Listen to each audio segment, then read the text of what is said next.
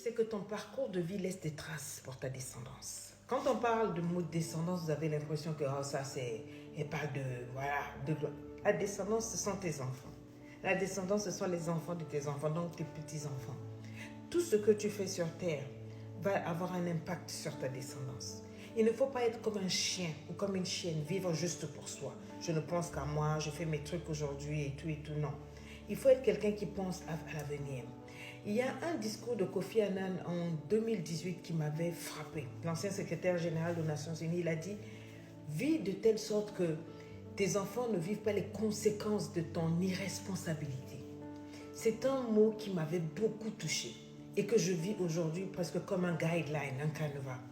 C'est-à-dire qu'il ne faut pas que ton enfant grandisse un jour et te regarde dans les yeux pour dire « Papa, maman, je t'aime », mais que Dieu fasse grâce afin que jamais je ne te ressente.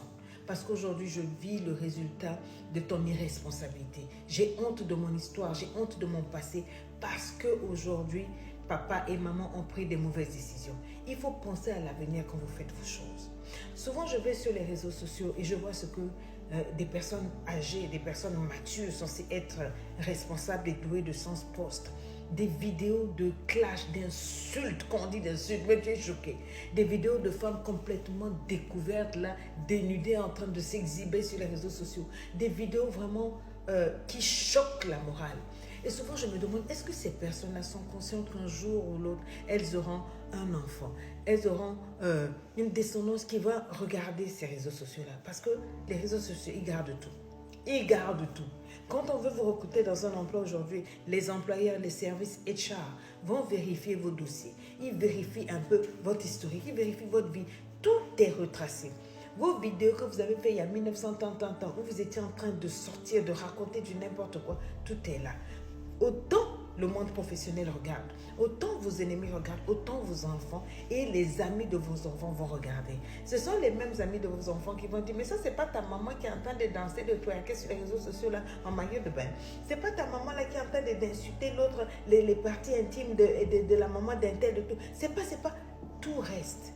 Et je dis souvent, on oublie que le bagage que l'on va laisser à nos enfants là, c'est nous qui le faisons.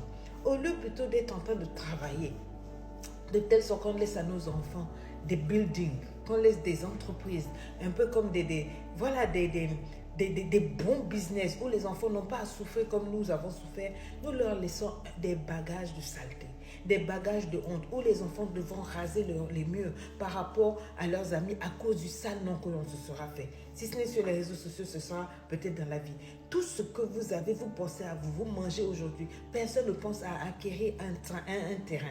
Personne ne pense à faire une petite plantation là-bas, à construire une petite plicoque comme ça, même si ils n'ont rien, au moins tu as laissé un petit terrain où tes enfants ne vont pas traîner dans la rue à ta mort. Tu continues de croire que les gens qui t'applaudissent sur les réseaux sociaux parce que tu as porté les ceci, les cela, au jour où tu ne seras pas là, vont s'occuper de tes enfants. Ah d'accord, il faut continuer. Mais sinon que la vie là va t'enseigner. Mais prie pour que jamais, après ta mort, que tes enfants disent, ah vraiment, tout ce que notre ancêtre, tout ce que notre tante, notre maman là a laissé, vraiment, ce n'est que l'humiliation, la honte. Des vidéos où elle portait des gros sacs à main, des vidéos où elle portait des grosses perruques, des vidéos où elle faisait ceci, cela. Elle n'a même pas laissé un patrimoine. Elle n'a rien laissé à la famille. On a honte d'elle. Tout ce qu'elle a laissé, c'est des vidéos de clash, des surclash, des cassés papos, des proving, des trucs comme ça. Et rien pour nous et on souffre. À prier pour que ça ne nous arrive pas, parce que ça, par contre, c'est la pire des malédictions.